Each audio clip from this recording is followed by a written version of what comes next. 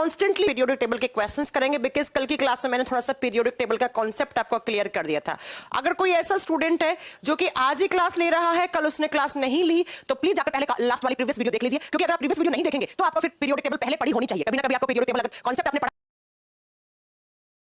है, क्योंकि कल मैं सवा घंटे में पूरा आपको कॉन्सेप्ट क्लियर करवा के गई थी कि भैया इस तरीके से पीरियोडिक टेबल की हिस्ट्री थी और ये मॉडर्न पीरियोडिक टेबल इस तरीके से हेनरी मोजे ने बनाया था, सारी मैंने कॉन्सेप्ट बताया था। क्योंकि जब आप बात करते हैं किसकी, तो हम बात करते हैं कि रिवीजन के साथ, तो रिवीजन आपको मैंने करवा दिया है और यहाँ पर अब हम बात कर रहे हैं किसकी, प्रैक्टिस की। तो चलो फिर आज हम पीरियोडिक टेबल की, और बच्चों ध्यान से सुनना, रेलवे का प्रीवियस ईयर का कोई भी एग्जाम हो, ऐसा कोई एग्जाम नहीं गया है जिसके अंदर पीरियोडिक टेबल से क्वेश्चन नहीं बनते हैं। मैं सारे टाइप के क्वेश्चन लेकर आई हूं, कम से कम 2 या 3 क्लास लगेंगी मुझे पीरियोडिक टेबल के क्वेश्चन कंप्लीट करवाने में। लेकिन ये मान के चलिएगा, अगर आपने मेरी ये तीनों क्लास बहुत ढंग से पढ़ ली, एकदम कॉन्स्टेंटली आपने बहुत बढ़िया तरीके से अपने नोट्स प्रिपेयर कर लिए, तो आप ये सोचना कि 2 नंबर आपने पक्का कर लिया है, और 2 नंबर बहुत बड़ी बात है। ठीक है, 2 नंबर में छोटी चीज को बिल्कुल मत सोचिएगा। और अगर मैं बात करूं पीडीएफ की, तो पीडीएफ जो सारा पीरियोडिक टेबल की तीनों क्लास एक साथ का पीडीएफ दूंगी। पहले पीडीएफ ना चिल्लाओ, आप लोग पीडीएफ से नहीं तो पढ़ते हो, मुझे पता है नहीं तो पढ़ते हो पीडीएफ से, और इतना चिल्लाने की जरूरत नहीं है पीडीएफ करने की। पीडीएफ मिल जाएगी, तो क्लास में पढ़ो।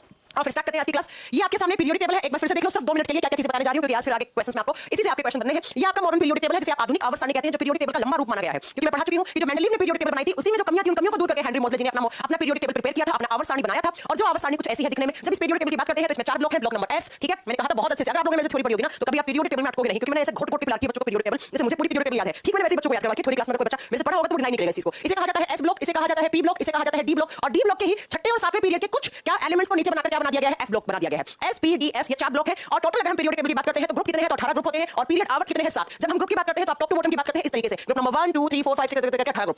अगर पीरियड की बात करते हैं तो पहला आवर्त, दूसरा, तीसरा, चौथा, पांचवा, छठा, सातवां। अब आप सोचोगे नीचे क्या है, अरे भैया नीचे तो छठा और सातवां इसी के एलिमेंट्स को किसके नीचे एफ ब्लॉक बनाया गया है। ठीक है, ये बात आप जानते हैं। चलो आप क्वेश्चन की प्रैक्टिस करते हैं। क्वेश्चन नंबर 1 कांसेप्ट सारा पढ़ा चुकी हूं मैं, ये सारे आपको पढ़ने की जरूरत नहीं है। आइए, कुछ क्वेश्चंस बहुत आसान लगेंगे, कुछ क्वेश्चंस बहुत टफ लगेंगे, लेकिन आसान से पढ़ोगे, और कुछ क्वेश्चंस की लैंग्वेज समझ में नहीं आएगी, वो लैंग्वेज भी आपको ध्यान से समझनी है। एक बार समझ में, दूसरी बार रीड करना क्वेश्चन को, पक्का आ जाएगा आपको। चलो क्या कह रहा है, which group of the periodic table is also called zero group of the periodic table। Railway के एग्जाम में बहुत बार रिपीटेड क्वेश्चन है कि आवर्त सारणी के किस समूह को आवर्त सारणी का समूह जीरो भी कहा जाता है। पीरियोडिक टेबल के कौन से ग्रुप को जीरो ग्रुप कहा जाता है। बच्चों ध्यान से सुनो, जब आप एमपीटी पढ़ते हैं, जब आधुनिक आवर्त सारणी पढ़ते हैं, जो मोज़ले जी ने बनाई थी, उसके अंदर कितने ग्रुप हैं, 18 ग्रुप है। टोटल कितने समूह हैं, 18। और जब हम ग्रुप की बात करते हैं तो कौन सी लाइन को, ऐसे खड़ी लाइन को हम ग्रुप बोलते हैं, इन्हें हम समूह बोलते हैं, इन्हें हम ग्रुप बोलते हैं। तो अगर मैं बात करूं मॉडर्न पीरियोडिक टेबल में टोटल कितने ग्रुप से कितने समूह हैं, तो 18 ग्रुप से बच्चा इस तरीके से खड़ी लाइन, इन्हीं को हम ग्रुप्स कहते हैं। तो 1 नंबर से लेकर 18 नंबर तक ग्रुप्स हैं। जब भी मैं कभी आपसे टॉप टू बॉटम बात करूं, टॉप टू बॉटम ऊपर से नीचे की बात करूं, तो समझना कि मैं ग्रुप की ही बात कर रही हूं। और अगर एग्जामिनर भी आपसे टॉप टू बॉटम लिख के कोई क्वेश्चन भेजे, तो समझना कि वो किसकी बात कर रहा है, ग्रुप की बात कर रहा है। ये कुछ ट्रिक्स होती हैं जिनको ध्यान से याद कर लो। जब आप लेफ्ट से राइट बात करते हो, जब आप बाएं से दाएं की बात करते हो, तो आप एक आवर्त की बात करते हो, पीरियड की बात करते हो। ठीक है, तो आपसे पूछा है कि पीरियोडिक टेबल के कौन से ग्रुप को आप जीरो ग्रुप बोलते हैं। जीरो ग्रुप कहा जाता है लास्ट वाले ग्रुप को। लास्ट ग्रुप कौन सा होता है पीरियोडिक टेबल का, ग्रुप नंबर 18। जो 18वां ग्रुप है उसे हम जीरो ग्रुप कहते हैं। अब सुनो, इसे जीरो ग्रुप क्यों कहते हैं, क्योंकि इसमें जो जितने भी एलिमेंट्स आते हैं उन सबकी वैलेंसी जीरो होती है। 18 नंबर वाले ग्रुप के अंदर जितने भी एलिमेंट्स आते हैं उनकी वैलेंसी, उनकी संयोजकता कितनी होती है, जीरो होती है। कहने का मतलब कहने का मतलब कि इन सारे ग्रुप के इस ग्रुप में जितने भी सारे एलिमेंट्स हैं, उन एलिमेंट्स की आउटर शेल में कोई भी फ्री इलेक्ट्रॉन नहीं है। जब कोई फ्री इलेक्ट्रॉन नहीं है, मतलब वैलेंस इलेक्ट्रॉन नहीं है, तो ये एलिमेंट्स कभी भी किसी अदर एलिमेंट के साथ केमिकल बॉन्ड में हिस्सा नहीं लेते हैं। ये रासायनिक बंध नहीं बनाते हैं, और जब ये रासायनिक बंध नहीं बनाते हैं तो ये केमिकल रिएक्शन में भी हिस्सा नहीं लेते हैं। मतलब ये किसी से भी रिएक्शन नहीं करते हैं, ये किसी से भी अभिक्रिया नहीं करते हैं। और जब ये रिएक्शन नहीं करते हैं तो ये स्टेबल एलिमेंट्स होते हैं। क्योंकि केमिस्ट्री में एक नियम होता है जिसे अष्टक नियम कहा जाता है। ध्यान से सुनना, केमिस्ट्री में एक नियम है जिसे ऑक्टेव सिद्धांत कहा जाता है, अष्टक नियम कहा जाता है। और अष्टक नियम क्या कहता है कि किसी भी एलिमेंट की आउटर शेल में 8 इलेक्ट्रॉन है तो वो स्टेबल है, वो स्थायी है, वो स्टेबल है, वो ना तो किसी से रिएक्शन करेगा, ना कोई केमिकल बंध बनाएगा, ना कोई रासायनिक बंध बनाएगा। तो ग्रुप नंबर 18 के जो आउटर शेल होती है उसमें 8 इलेक्ट्रॉन होते हैं। तो ना तो ये इलेक्ट्रॉन लेते हैं ना इलेक्ट्रॉन देते हैं, तो इसलिए इनको माना जाता है जीरो। मतलब इनकी वैलेंसी जीरो है, इनकी संयोजकता जीरो है। और एक बच्चा पूछ रहा है व्हाट इज वैलेंसी। बेटा अगर वैलेंसी क्या है तो आप मतलब बहुत लेट हो। आपको अगर वैलेंसी ही शब्द के बारे में नहीं पता है कुलदीप, तो आप बहुत लेट हो बेटा। बच्चों को तो वैलेंसी निकालना आता है, बच्चों को तो याद है कि पहले ग्रुप के मेंबर्स की +1 वैलेंसी होती है, दूसरों की +2 होती है, उन्होंने तो रट्टे लगा रखे हैं। अब सुन लो वैलेंसी क्या होता है। वैलेंसी जिसे हिंदी में संयोजकता कहा जाता है। किसी भी एलिमेंट के आउटर शेल में सबसे बाहरी कक्षा में जितने फ्री इलेक्ट्रॉन हैं वो वैलेंस इलेक्ट्रॉन कहलाते हैं, वो संयोजी इलेक्ट्रॉन कहलाते हैं। और जितने इलेक्ट्रॉन फ्री हैं उतने ही इलेक्ट्रॉन किसी अदर एलिमेंट के साथ जुड़कर केमिकल बॉन्ड बनाते हैं, रासायनिक बंध बनाते हैं। तो किसी भी एलिमेंट की ये दूसरे एलिमेंट के इलेक्ट्रॉन के साथ जो कंबाइन होने की पावर है, जो ये कंबाइन होने की कैपेसिटी है, जो जुड़ने की क्षमता है, उसे वैलेंसी, उसे संयोजकता कहा जाता है। राइट, चलो जब बात करते हैं तो ग्रुप नंबर 18 को क्या कहा जाता है, जीरो ग्रुप कहा जाता है। क्यों, क्योंकि बच्चा इनकी वैलेंसी जीरो होती है। अब बात करते हैं इसमें कौन कौन आता है। ग्रुप नंबर 18 में कौन आता है, तो ग्रुप नंबर 18 में रखा गया है नोबल गैसेस को। नोबल गैसेस को हिंदी में कहा जाता है उत्कृष्ट गैस। देखो किस किस नाम से आ सकता है, नोबल गैस बोलो, नॉन रिएक्टिव गैस बोलो, और आप नॉन इनको जीरो गैस बोलो, जीरो वैलेंट गैस बोलो, उत्कृष्ट गैस बोलो, अक्रिय गैस बोलो, किसी से रिएक्शन ना करने वाली गैस बोलो, ये सारे इनके ही नाम है। कौन कौन सी होती हैं, आपने एक ट्रिक से याद किया होगा, हीना और करीना का एक्सरे रंगीन। अगर नहीं याद करा है तो लिख लीजिए। इसके अंदर आता है हीलियम, इसके अंदर आता है नियॉन, इसके अंदर आता है क्रिप्टॉन, इसके अंदर आता है जिनॉन, इसके अंदर आता है रेडोन।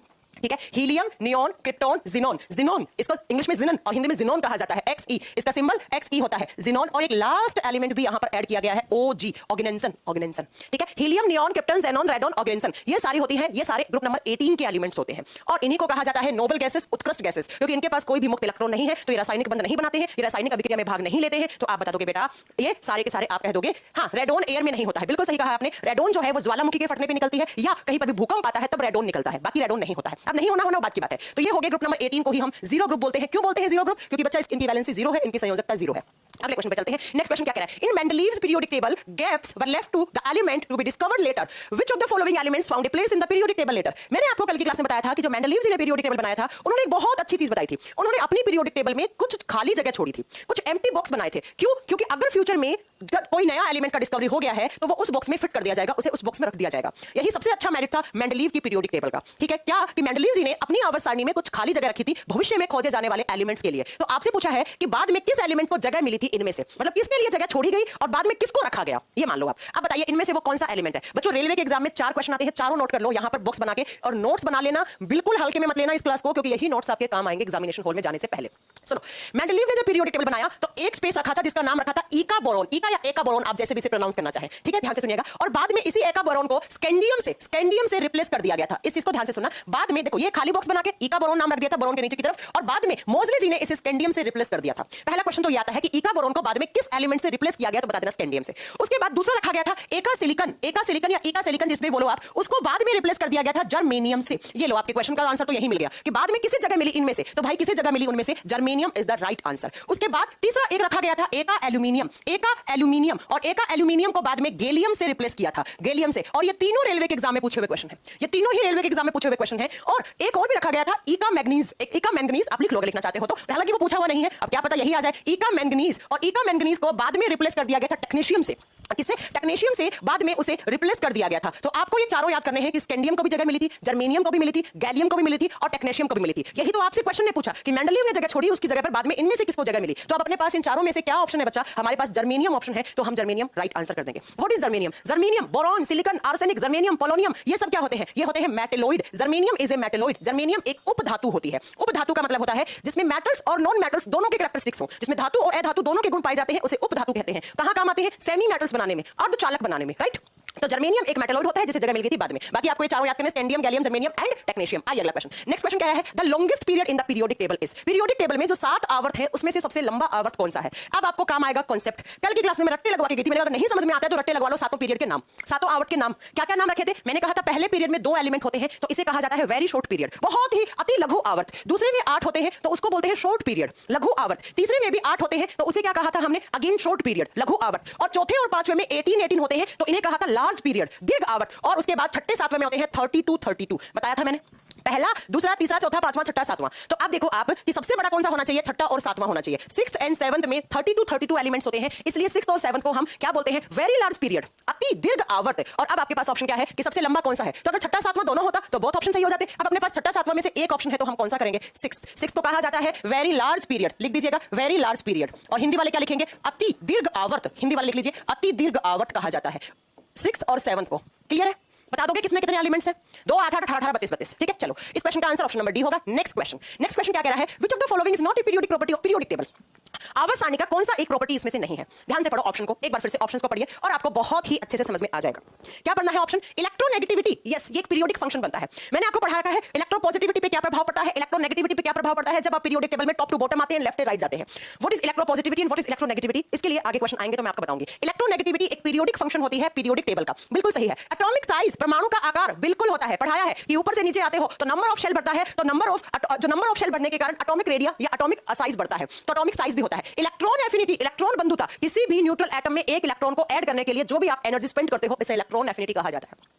किसी भी तत्व के परमाणु में या उदासीन परमाणु में एक इलेक्ट्रॉन को ऐड करने के लिए खर्च की गई एनर्जी को इलेक्ट्रॉन एफिनिटी या इलेक्ट्रॉन बंधुता कहा जाता है। ये भी सुन लो, इलेक्ट्रोपॉजिटिविटी, इलेक्ट्रोनेगेटिविटी, आयोनाइजेशन पोटेंशियल या आयोनाइजेशन पावर जिसे आप हिंदी में आयनन विभव कहते हैं, and atomic radius and atomic size और इलेक्ट्रॉन एफिनिटी, ये सब बनती है पीरियोडिक प्रॉपर्टीज। क्या नहीं बनता? रेडियो एक्टिविटी, जैसे रेडियो धर्मिता कहा जाता है, ये पीरियोडिक टेबल का पीरियोडिक फंक्शन नहीं बनता है। किसी भी टीचर ने आपको ये नहीं पढ़ा रखा होगा कि ऊपर से नीचे जाने पर रेडियो एक्टिविटी का क्या प्रभाव पड़ता है या बाएं से दाएं जाने पर क्या प्रभाव पड़ता है। नो, क्योंकि radio activity is not a periodic function of periodic table.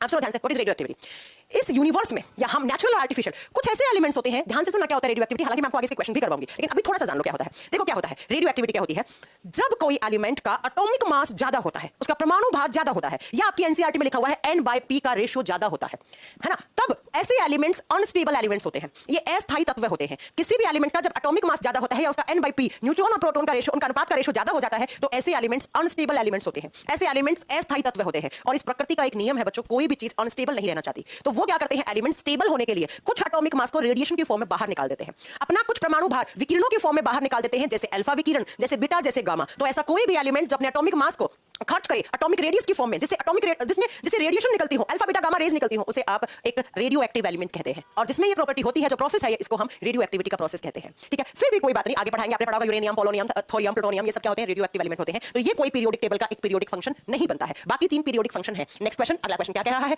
Who invented the modern periodic table? आधुनिक आवर्त सारणी का आविष्कार किसने किया? मैंने आपको बहुत अच्छे से पढ़ाया था कि मेंडलीव जी वो सबसे महान साइंटिस्ट हैं जिन्होंने पीरियोडिक टेबल की खोज की। अब मुझे पता है कुछ बच्चे यहां पर क्या कर देंगे, आपके पास ऑप्शन नहीं था, अगर मोजले होते तो कुछ बच्चे हेनरी मोजले को सही कर देते। हेनरी मोजले नहीं होगा यहां पे आंसर सही। मैंने कहा था सबसे पहले ग्रुप और पीरियड में, समूह है और आवर्त में बांटने वाले या बनाने वाले साइंटिस्ट कौन थे? मेंडलीव। इसीलिए हम मेंडलीव्स को बोलते हैं फादर ऑफ पीरियोडिक टेबल या फादर ऑफ आपका मॉडर्न पीरियोडिक टेबल। फादर बोल देते हैं हम, क्यों? क्योंकि इन्होंने सबसे पहले ग्रुप्स और क्या बनाए थे, आपके पीरियड बनाए थे, समूह और आवर्त इन्होंने ही बनाए थे, इसलिए इन्हीं को क्रेडिट जाता है किसका, पीरियोडिक टेबल बनाने का। तो पीरियोडिक टेबल के जनक है ना, जनक या फादर आपसे पूछ ले या पूछे किसने खोज की, तो वो कौन है? मेंडलीव जी। अब ईयर तो आप बता देंगे बच्चा, किस ईयर में डिस्कवरी हुई थी? चलो जल्दी से स्टूडेंट्स आंसर करो कि मेंडलीव जी ने किस ईयर में बनाया था। चलो जल्दी आंसर करो, किस ईयर में बनाया था?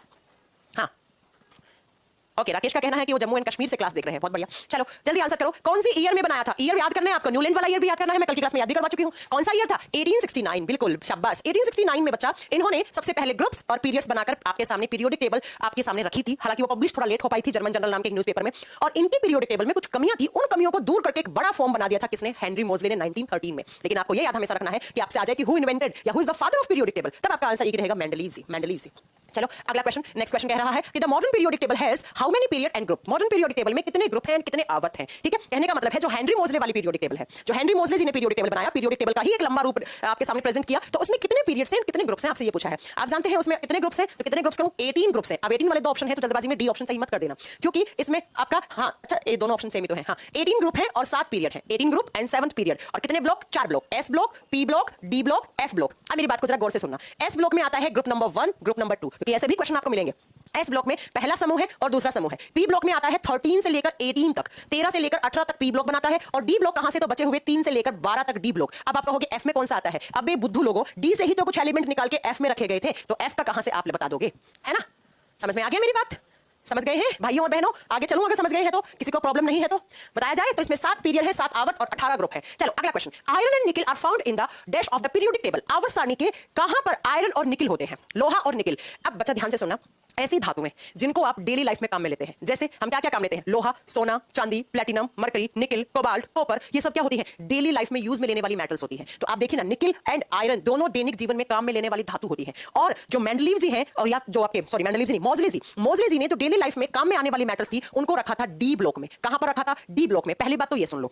दूसरा, अगर पूछे कि डेली लाइफ में मेटल्स किसमें रखी गई है, अगर ब्लॉक पूछे आपसे, तब तो आपका डी ब्लॉक आंसर सही हो जाएगा। लेकिन आपसे ब्लॉक नहीं पूछा है क्वेश्चन ने, इसने पूछा कहां होती है। तो बच्चा एक बात हमेशा याद रखना, पीरियोडिक टेबल में लेफ्ट हैंड साइड में जो होते हैं वो मोस्ट ऑफ द मेटल्स होते हैं, बाईनी दिशा में मेटल्स हैं और राइट वाले डायरेक्शन में नॉन मेटल्स होते हैं। मैं आपको दिखा भी देती हूं। तो कभी भी आपसे क्वेश्चन पूछे ना कि मेटल्स को किस डायरेक्शन में रखा गया है, लेफ्ट हैंड साइड में, एक बात अपने कान खोल के सुन लो, बायो में ये वाला पार्ट लेफ्ट होता है, ये वाला पार्ट राइट होता है। लेकिन जब आप केमिस्ट्री पढ़ते हैं तो उसमें लेफ्ट हैंड ये होता है, राइट हैंड ये होता है, तो कभी कंफ्यूज नहीं करना है, ठीक है? तो लेफ्ट साइड में पीरियोडिक टेबल में मेटल्स को जगह दी गई है और राइट साइड में नॉन मेटल्स को अधातुओं को जगह दी गई है। अब मेरी बात को जरा ध्यान से सुनो कि अगर ब्लॉक पूछा तो डी ब्लॉक बता दोगे, चाहे वो लोहा हो, चाहे कॉपर, चाहे सोना, चांदी, मरकरी, टंगस्टन, सारे ये सब किस में रखे गए हैं? डी ब्लॉक में। मैं आपको एक बार यहां पे दिखाना चाहती हूं, आप देख लीजिए ताकि आपको याद रहे फिर ना।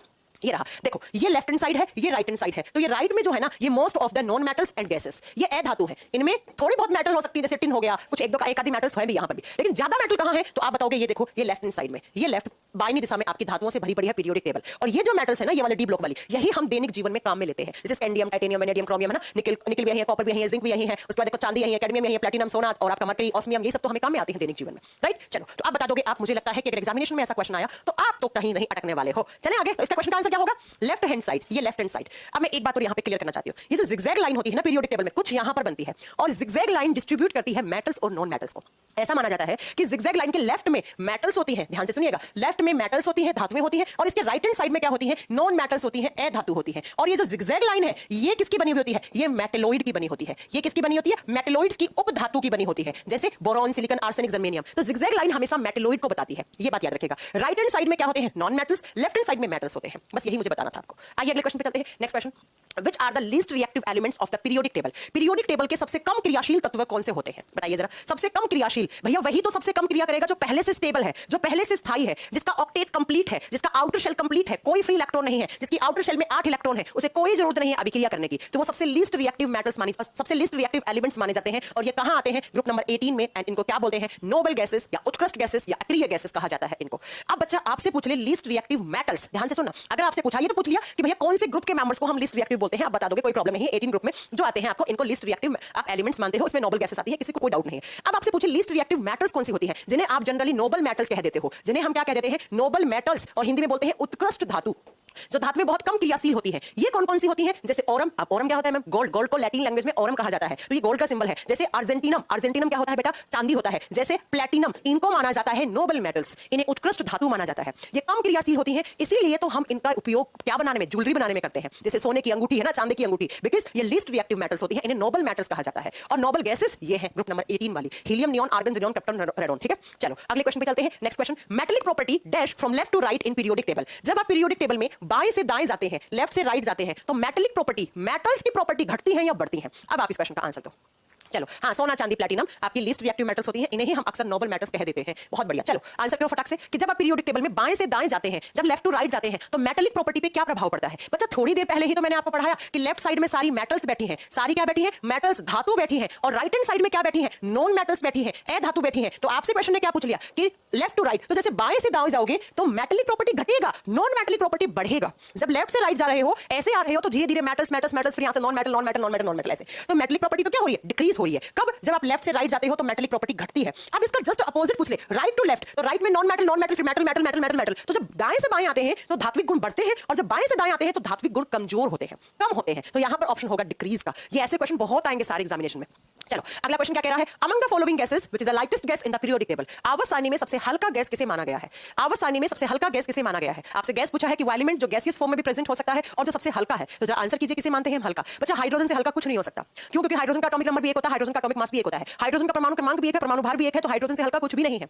ठीक है, तो हाइड्रोजन गैस सबसे हल्की गैस होती है। लेकिन बच्चा हम हर कहीं पर हाइड्रोजन को नहीं लेकर जा सकते हैं, हम लेकर क्या जाते हैं, हीलियम, क्योंकि हाइड्रोजन आग लगा सकता है, इट इज एक्सप्लोसिव एलिमेंट, यह एक विस्फोटक तत्व है, ये आग लगा सकता है, आग कैप्चर कर सकता है। इसलिए हम इसको ना ले जाने के बजाय हम किसको लेके जाते हैं, हीलियम को लेके जाते हैं। अब अगर आपसे क्वेश्चन पूछा कि लाइटेस्ट नोबल गैस, सबसे हल्का अक्रिय गैस, तब आपका आंसर हीलियम होगा, और जैसे इस क्वेश्चन ने पूछा सबसे हल्का गैस, तब आपका हाइड्रोजन होगा। हाइड्रोजन से हल्का कुछ नहीं हो सकता है, ठीक है, लेकिन हाइड्रोजन को हर कहीं आप नहीं लेकर जा सकते हो, क्योंकि आग लगा सकता है। अब आपको आग लगाने तो ले जाइए, कोई प्रॉब्लम नहीं है, इसलिए हम हाइड्रोजन को हटा के हीलियम को लेकर जाते हैं, बिकॉज़ हीलियम में non reactive gas, helium is non reactive gas, helium अक्रिय गैस है ना, और अक्रिय गैस है तो रिएक्ट करेगा नहीं। हाइड्रोजन को तुम कोई भी चीज दे दोगे रिएक्शन कर जाएगा, समझ गए, इसलिए हाइड्रोजन सबसे हल्का है। ऑक्सीजन आग लगाता है, समझते हैं। मीथेन, CH4 मीथेन, जो जुगाली करने वाले जानवर होते हैं उनकी जुगाली से निकलती है। बायोगैस, गोबर गैस में सबसे ज्यादा मात्रा में यही होती है, और एक भैंस और गाय के ताजा गोबर में मीथेन सबसे ज्यादा होता है। नाइट्रोजन तो आप जानते हैं हमारे एनवायरमेंट में नाइट्रोजन गैस 78% में होती है, और नाइट्रोजन गैस, नाइट्रोजन डाइऑक्साइड जब एनवायरमेंट के ऊपर लेयर में जाता है तो वो एसिड रेन भी करवाने के लिए रिस्पांसिबल होता है। इस मैं आपको पढ़ा चुकी हूं, कुछ नया नहीं है। Next question, in the modern periodic table metals, metalloids and non metals are found in which block. वो कौन सा ब्लॉक है जिसमें मेटल्स भी हैं, नॉन मेटल्स भी हैं एंड मेटलॉइड्स भी हैं, इकलौता ऐसा ब्लॉक है।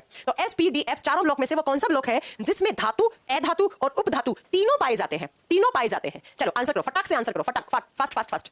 ओके, राहुल, वंदना ने बिल्कुल सही आंसर दिया है, वंदना का कॉपी मत कर लेना। सूरज कुमार ने भी सही आंसर दिया है, राहुल ने सही आंसर दिया है, गजेंद्र कुमार ने सही आंसर दिया है, उसका कुलदीप जी आप यस बोल रहे हैं, यस का मतलब क्या है। आरती धाकर ने बिल्कुल सही आंसर दिया है, आरती आप वैसे पढ़ी हुई मच्छर जानती हो, मां संगम बैच की स्टूडेंट है ना। चलो जब बात करते हैं पी ब्लॉक की, ये यहां वाला पी ब्लॉक, मैंने आपको बताया था कि इसमें जिगजैग लाइन होती है। जिगजैग लाइन किसको रिप्रेजेंट करती है, मेटलॉइड्स को, उपधातु को। तो इसके लेफ्ट, इसके इधर क्या है, मेटल्स है, इसके इधर क्या है, नॉन मेटल्स है, और ये खुद लाइन किससे बनी हुई है, मेटलॉइड से बनी हुई है। तो पीरियोडिक टेबल का इकलौता ऐसा ब्लॉक जिस ब्लॉक के अंदर धातु, अधातु, उपधातु तीनों है, वो कौन सा है, आपको बताना है, पी ब्लॉक। ऐसा ही एक अक्सर एग्जाम में क्वेश्चन पाया जाता है, कौन सा, कि वो कौन सा ब्लॉक है जिसमें सारे की सारी मेटल्स हैं। अगर आपसे पूछ ले कौन से ब्लॉक में सारी की सारी धातुएं हैं, सिर्फ मेटल्स हैं, तब आंसर करके आइएगा डी ब्लॉक में सिर्फ मेटल्स होती हैं, स्कैंडियम, टाइटेनियम, वैनेडियम वाला, इसमें सिर्फ मेटल्स होती है। और एस ब्लॉक में हाइड्रोजन इकलौता नॉन मेटल होता है, बाकी सब मेटल्स। अरे दिखाई दिया जाए आपको ना पीरियोडिक टेबल, अपना एक्चुअली पीरियोडिक टेबल के लिए पीछे जाना पड़ेगा, इससे टाइम वेस्ट होता है, और मेरे पास लिटरली टाइम नहीं है अभी फिलहाल, समझ रहे हैं आप, आपसे ज्यादा बिजी मैं हूं, 10-10 घंटे की क्लास होती है, मेरे पास बिल्कुल टाइम नहीं है, उसको किताब पे काम करना होता है।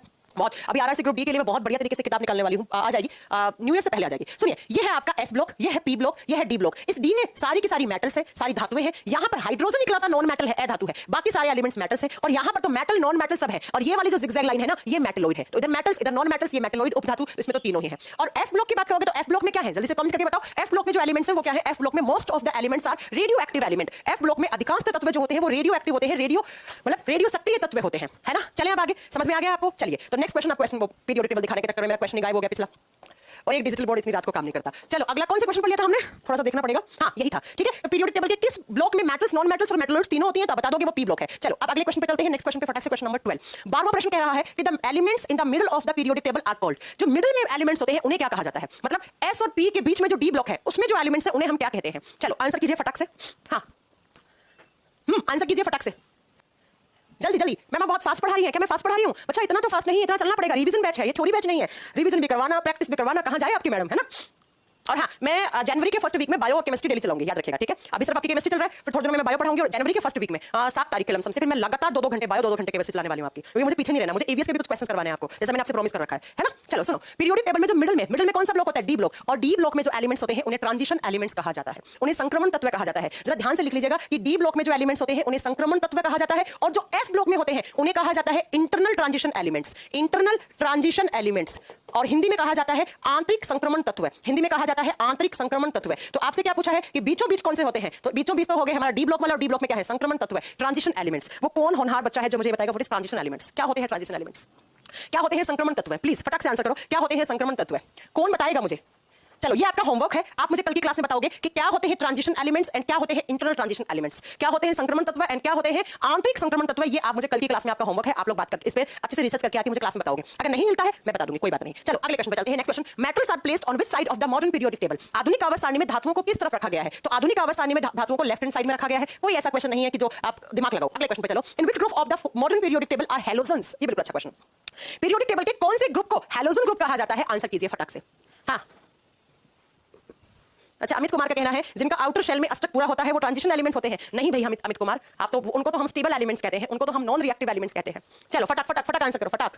नहीं कर पा रहे? ग्रुप नंबर 17, ग्रुप नंबर 17 में जो एलिमेंट्स होते हैं उनको हैलोजन एलिमेंट्स कहते हैं। उस ग्रुप को हम हैलोजन ग्रुप कहते हैं। आप सुनो, हैलोजन ग्रुप क्यों कहते हैं? Because halogen is a Latin term, और हैलोजन टर्म का मतलब लैटिन लैंग्वेज में मतलब होता है सॉल्ट। जो सॉल्ट बनाए, जो नमक बनाए, जो क्या बनाए? नमक बनाए। या दूसरा सुनो, ग्रुप नंबर 17 के एलिमेंट्स, जितने भी एलिमेंट्स होते हैं वो सल्फर के साथ अभिक्रिया करते हैं। मतलब हैलोजन जब सल्फर के साथ अभिक्रिया करते हैं तो वो हैलाइड बनाते हैं। वो क्या बनाते हैं? हैलाइड बनाते हैं। अब जरा देखते हैं ग्रुप नंबर 17 में कौन कौन से आते हैं। इसको याद करने का ट्रिक है, फिर कल बाहर आई आंटी, या याद कर लो फिर कल बाहर आया ऑटो। तो क्या क्या है इसके अंदर? Fluorine, chlorine, bromine, iodine and eighty. और एटी एंटीमोनी का सिंबल नहीं होता है, एंटीमोनी का सिंबल होता है SB. Eighty is astatine, eighty is astatine, ठीक है, एस्टेटाइन। और इन एलिमेंट्स को ही हम हैलोजन एलिमेंट्स कहते हैं। और बच्चा आप देख लो कि आपने फ्लोरीन की सल्फर के साथ अभिक्रिया करवाई तो हैलाइड बनेगा, जिसे फ्लोराइड कहा जाता है। क्लोरीन की करवाई तो क्लोराइड बनेगा, ब्रोमीन की करवाई ब्रोमाइड बनेगा, आयोडीन की करवाई आयोडाइड बनेगा, और एस्टेटाइन की करवाई एस्टेटाइड बनेगा। इसलिए हम इनको हैलोजेंस कहते हैं, इसलिए हम इनको हैलोजेंस कहते हैं, ठीक है। Fluorine, chlorine, bromine, iodine, astatine. Trick है इसको याद करने की, फिर कल बाहर आई आंटी या फिर कल बाहर आया ऑटो, जैसे भी आपको याद करना है। और ये ग्रुप नंबर 17 के एलिमेंट्स होते हैं। अब आप लोग कमेंट करके बताओ ग्रुप नंबर 17 की वैलेंसी क्या होती है? फटाक से आंसर करो। संयोजकता क्या होती है? हाँ जी,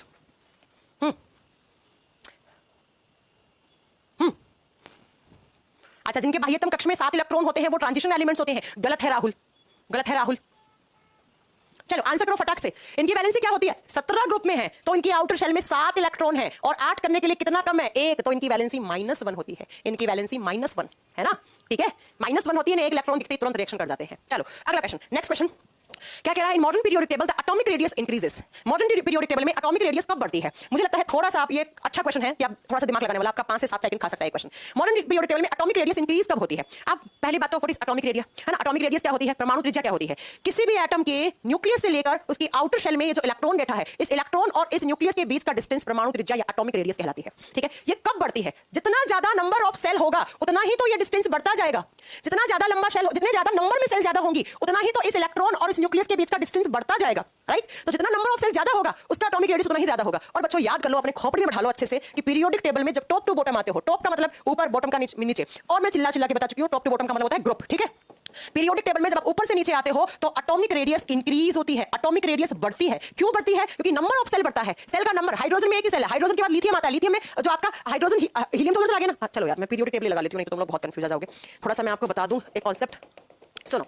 ये आपका पीरियोडिक टेबल देखो, मैंने कहा कि जब टॉप टू बॉटम आते हो, ऊपर से नीचे आते हो, तो किसकी बात कर रहे हो आप? ग्रुप की बात कर रहे हो, तो आपका नंबर ऑफ सेल बढ़ता है। देखो hydrogen, lithium, sodium, potassium, rubidium, caesium, francium, तो यहां पर नंबर ऑफ सेल बढ़ रहा है, तो ये डिस्टेंस बढ़ रहा है, तो इसका मतलब एटॉमिक साइज भी बढ़ेगा और एटॉमिक रेडियस भी बढ़ेगी। नेक्स्ट सुनो, जब आप लेफ्ट टू राइट जाते हो तो एटॉमिक रेडियस कम होती है। क्यों कम होती है? क्योंकि इफेक्टिव इलेक्ट्रॉन चार्ज कम होता है, सॉरी इफेक्टिव इलेक्ट्रॉन चार्ज बढ़ता है, और जब इफेक्टिव इलेक्ट्रॉन चार्ज बढ़ता है तो न्यूक्लियस उस आउटर शेल में बैठे इलेक्ट्रॉन को अपनी तरफ खींचता है। अब ये इतना आपको नहीं आएगा समझ में, छोड़ो आप, अब तो रट्टे लगाने का समय है। लेफ्ट से राइट जाओगे तो घटेगी, डिक्रीज होगी, बस थोड़ा सा यहां पे एक्सेप्शन है, 17 और 18 में थोड़ा सा, 17 और 18 में थोड़ा सा एक्सेप्शन है, उसकी बात करेंगे आगे, ठीक है। तो अगर ऊपर से नीचे आओगे तो बढ़ेगी एटॉमिक रेडियस, और नीचे से ऊपर आओगे तो क्या होगी? डिक्रीज होगी, घटेगी। अब हमसे क्वेश्चन ने क्या पूछा था? मैं तो क्वेश्चन ही भूल गई कि क्या पूछा था क्वेश्चन ने। क्वेश्चन नंबर कितना था? क्वेश्चन नंबर 15 क्या कह रहा है? Modern periodic table atomic radius increase, atomic radius तब इंक्रीज होती है जब या तो दाएं से बाएं आओगे या ऊपर से नीचे जाओगे। तो अब क्या लिखा हुआ है यहां पर लिख दो, while moving from bottom to top, नहीं बॉटम टू टॉप आएंगे तो डिक्रीज होगी, while moving from right to left. Yes सुनो, क्वेश्चन थोड़ा सा ऑप्शन में आपको घुमा सकता था, लेफ्ट से राइट जा रहे हो तो घट रही है, डिक्रीज हो रही है, तो जब राइट से लेफ्ट आओगे तो इंक्रीज होगी ना। जब राइट से आएगा तो आप क्या बताओगे? जब लेफ्ट टू राइट जाओगे तो घटेगी, बाएं से दाएं जाओगे तो घटेगी, तो जब मैं वापस आऊंगी राइट से लेफ्ट तो बढ़ेगी। तो इसका ऑप्शन क्या होगा? फर्स्ट नहीं होगा। फर्स्ट कैसे हो जाएगा अनीता? अनीता फर्स्ट में लिखा हुआ the moving from left to right, बच्चा लेफ्ट से राइट में तो घटती है, ठीक है, इसलिए इसका आंसर क्या आएगा? ऑप्शन नंबर बी, बी वाला ऑप्शन सही होगा, राइट से लेफ्ट वाला, ये सही होगा, ये सही होगा। सी भी नहीं होगा, इसलिए मैं कहती हूं इस क्वेश्चन में थोड़ा सा टाइम लगा के करना, मैंने पहले ही आपको बता दिया था, ठीक है। चलो अगले क्वेश्चन पे चलते हैं। नेक्स्ट क्वेश्चन क्या कह रहा है? In modern periodic table while moving left to right across a period the metallic character, एक पीरियड में, आवर्त में, जब आप कहां से कहां जा रहे हो, लेफ्ट से राइट जा रहे हो, तो मेटालिक कैरेक्टर बढ़ेगा या घटेगा? थोड़ी देर पहले तो बताया कि जब लेफ्ट से राइट जाओगे तो मेटालिक कैरेक्टर हमेशा डिक्रीज होता है, क्योंकि लेफ्ट में तो मेटल्स है, राइट में नॉन मेटल्स है, तो इसका आंसर तो हम कर चुके हैं, डिक्रीज होता है, कोई अच्छा क्वेश्चन नहीं है ये। अगला question, alkali metals are assigned which group in the periodic table, जो एल्कली मेटल्स होती हैं, जो क्षारीय धातु होती है, उनको कौन से ग्रुप में रखा गया है और कितनी होती है ये भी बता दो। चलो आंसर करो फटाक से, आंसर कीजिए, आंसर आंसर मैं करूंगा आंसर, नहीं बता पा रहे हैं? सुनो क्या कह रहे हैं? एल्कली मेटल्स, क्षारीय धातु, ऐसी मेटल्स जिनका ऑक्साइड बेसिक नेचर का हो, जिनका ऑक्साइड बेसिक नेचर का हो, क्षारीय प्रकृति का हो, और क्षारीय का मतलब क्या है? पीएच वैल्यू कहां से 7 से लेकर 14 के बीच में हो, ऐसी मेटल्स को एल्कली मेटल्स कहा जाता है ना। और ये रखी जाती है ग्रुप नंबर 1 में। फर्स्ट ग्रुप में जो मेटल्स आती हैं या जो एलिमेंट्स आते हैं उन्हें एल्कली मेटल्स, उन्हें क्षारीय धातु, क्योंकि उनका जो ऑक्साइड होता है वो बेसिक नेचर का होता है। अब फर्स्ट ग्रुप में कौन आता है? हेलिना की रब से फरियाद, तो लिख दो हेलिना की रब से फरियाद। तो कौन कौन है? लिथियम, पोटेशियम, रुबिडियम, हेलिना, सोडियम तो भूल गए ना, sodium, lithium, potassium, rubidium, caesium, francium, ये फर्स्ट ग्रुप के एलिमेंट्स हैं। और इसमें एल्कली, इनको क्या बोलते हैं? Alkali metals. अब आप कहोगे हाइड्रोजन, अरे भैया हाइड्रोजन तो वैसे भी नॉन मेटल है ना, तो हाइड्रोजन को तो हटाना पड़ेगा, आपको मेटल्स दिया हुआ है तो वैसे ही हट जाएगा, ठीक है। तो ये क्या होंगे आप बताओगे? जैसे सोडियम हाइड्रोक्साइड NaOH, मैंने बताया स्ट्रॉन्गेस्ट बेस होता है, पोटेशियम हाइड्रोक्साइड ये भी बेसिक नेचर का होता है, इसीलिए इनको एल्कली मेटल्स कहते हैं। इसके जस्ट बाद वाले ग्रुप नंबर 2 वाले होते हैं, इन्हें कहा जाता है एल्कली अर्थ मेटल्स। जो ग्रुप नंबर 2 में होते हैं ना बच्चा, उन्हें कहा जाता है एल्कली अर्थ मेटल्स, क्षारीय मृदा धातु, क्षारीय मृदा धातु। और जब क्षारीय मृदा धातु का मतलब क्या होता है? ये भी, इनका ऑक्साइड भी बेसिक नेचर का होगा, लेकिन ये मिट्टी में मिलती है, ये सोइल में मिलती है, आपको मिट्टी में मिलती है। जैसे बेटा मांगे कार स्कूटर बाप रोए, याद किया होगा आपने है ना, बेरिलियम, कैल्शियम, मैग्नीशियम, ये सारी स्ट्रोंसियम, ये ग्रुप नंबर 2 में आते हैं। आओ अगले क्वेश्चन पे चलते हैं। नेक्स्ट क्वेश्चन क्या कह रहा है? अगला कह रहा है what is the common characteristics of the elements of the same group the periodic table. अगर एक ग्रुप का वो कौन सा कॉमन एक कैरेक्टर है जो सबके लिए सेम रहता है? चलो आंसर करो, हाँ जी आंसर करो, फटक से आंसर कीजिए, क्या आंसर होगा? कि एक ग्रुप के अंदर कौन सा कैरेक्टर इनमें से सेम रहता है? सेम रहने वाली चीज क्या है इनमें से? क्या electron in the outermost shell में सेम रहते हैं? क्या total number of electron same हो सकते हैं? नहीं हो सकते। हाइड्रोजन में अलग होंगे इलेक्ट्रॉन्स, लिथियम में अलग होंगे, सोडियम में अलग होंगे, तो नहीं हो सकते। टोटल नंबर ऑफ प्रोटॉन्स नहीं हो सकता यार सेम, ठीक है। तो ना ही तो इलेक्ट्रॉन की संख्या सेम हो सकती है, ना प्रोटॉन की संख्या सेम हो सकती है, लेकिन एक ग्रुप के सारे एलिमेंट्स की आउटर शेल में जो वैलेंस इलेक्ट्रॉन है वो सेम रहते हैं, इसीलिए तो उनकी वैलेंसी भी सेम रहती है। अगर मैं बोलूं कि ग्रुप नंबर 1 की वैलेंसी 1 है, +1 है, तो भैया वो सबके लिए +1 है। अगर मैं बोलूं ग्रुप नंबर 2 के एलिमेंट्स की वैलेंसी +2 है, तो वो सबके लिए +2 है। तो संयोजकता या संयोजी इलेक्ट्रॉन या फ्री इलेक्ट्रॉन या मुक्त इलेक्ट्रॉन की संख्या एक ग्रुप में सेम रहती है। तो आपके पास आंसर था electron in the outermost shell. Outermost shell का इलेक्ट्रॉन ही तो वैलेंस इलेक्ट्रॉन कहलाता है, उसे ही तो संयोजी इलेक्ट्रॉन कहते हैं, तो वो सेम रहता है। चलो अगले क्वेश्चन पे चलते हैं। नेक्स्ट क्वेश्चन नंबर 19, 19वां प्रश्न। In a periodic table while moving from left to right in a period number remain same. इनमें से कौन सा एक कैरेक्टर है जो सेम रहता है जब आप लेफ्ट से राइट जाते हो? जब आप बाएं से दाएं जाते हो तो कौन सी चीज सेम रहेगी, कांस्टेंट रहेगी, ना घटेगी ना बढ़ेगी, ना घट रही है ना बढ़ रही है? आप बताइए।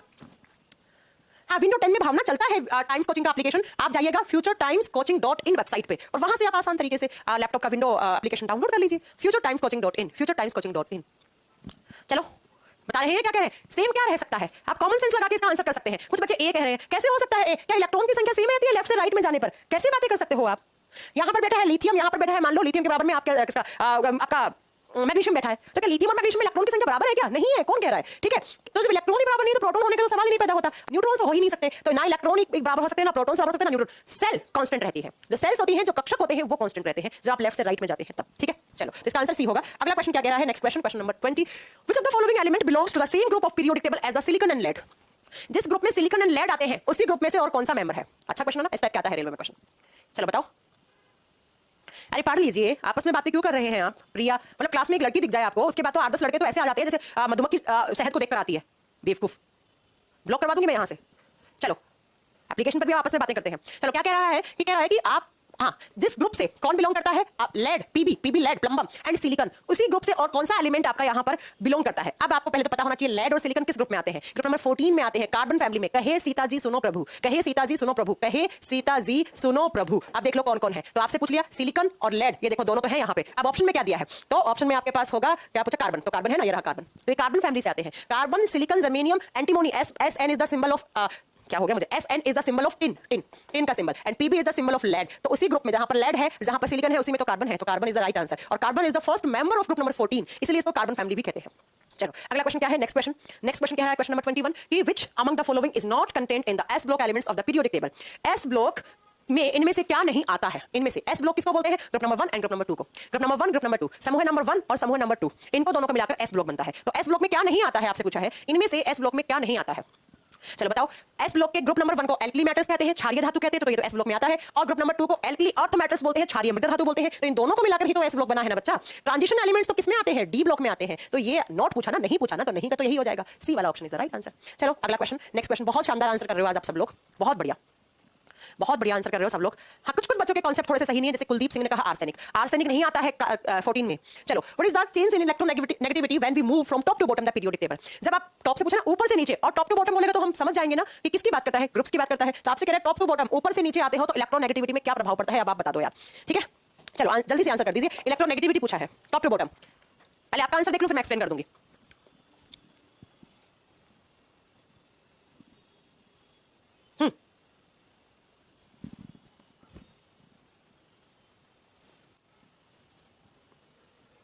किसमें गलती है, ये कौन कहना चाह रहा है?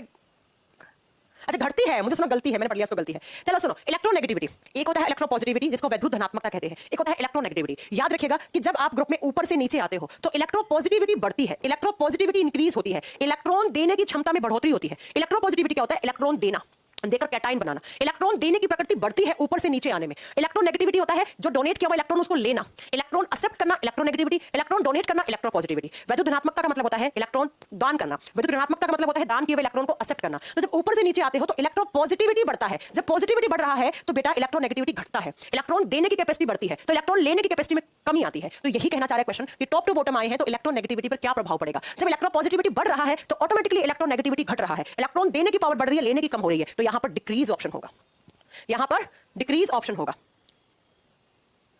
अच्छा, सरोज कुमार का कहना है कि ग्रुप नंबर 16 को वापस देखिए। ग्रुप क्वेश्चन नंबर 16 क्या है? ग्रुप 16 में सही तो है, सही तो है क्वेश्चन नंबर 16, इसमें क्या है? चलो, तो इलेक्ट्रोपॉजिटिविटी और इलेक्ट्रोनेगेटिविटी आपने बता दी होगी। कहां चला गया क्वेश्चन? ये तो हो गया। हाँ, तो इलेक्ट्रोपॉजिटिविटी जब बढ़ती है ऊपर से नीचे आने में तो इलेक्ट्रोनेगेटिविटी क्या होती है आप बताओगे? घटती है। तो इसका आंसर क्या होगा? बी। इसका आंसर क्या होगा? बी। अगला क्वेश्चन क्या कह रहा है? नेक्स्ट क्वेश्चन आप बताओगे कि what happens as we go down the group in the periodic table? कि जब हम आवर्त सारणी में समूह में नीचे जाते हैं तो क्या होता है? मतलब ऊपर से नीचे, टॉप टू बॉटम आते हैं, ऊपर से नीचे आते हैं तो क्या होता है? ठीक है, चलो बताइए क्या होता है, तब क्या होता है?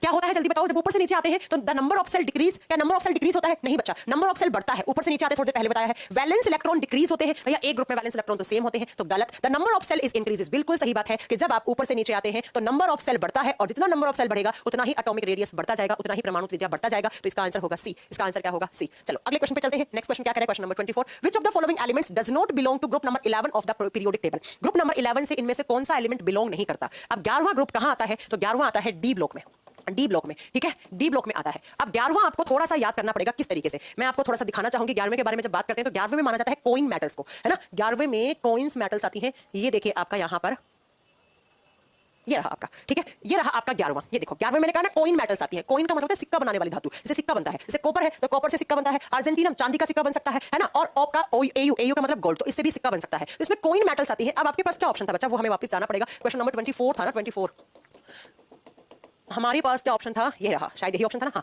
तो ग्रुप नंबर 11 में कॉइन मेटल्स आती है, सिक्का धातु आती है जिसके सिक्के बन सकते हैं। तो इसमें से कौन सा, देखो कॉपर भी होता है, सिल्वर भी होता है, गोल्ड भी होता है, प्लैटिनम नहीं होता है, प्लैटिनम नहीं होता है। इसका आंसर प्लैटिनम हो जाएगा। अगला question, which of the following is the heaviest naturally occurring elements in the periodic table. Natural सबसे हेवीएस्ट एलिमेंट्स कौन सा माना जाता है, सबसे भारी प्रकृति में पाए जाने वाला तत्व कौन सा है। चलो आंसर करो। जो प्रकृति में पाया जाता है और जो हेवीएस्ट है, नेचुरल है। अगर आपसे अननेचुरल, अगर आर्टिफिशियल पूछा तो यहां पर आंसर चेंज हो जाएगा। चलो आर्टिफिशियल होता है अनअनोक्टियम, अनअनोक्टियम, लेकिन आपसे नेचुरल पूछा है तो नेचुरल में इनसे सबसे हैवी कौन सा होता है, तो आप बताओगे यूरेनियम। यूरेनियम, यूरेनियम जिसका सिंबल यू होता है, जिसका एटॉमिक नंबर 92 होता है, और यूरेनियम एक रेडियो एक्टिव एलिमेंट होता है।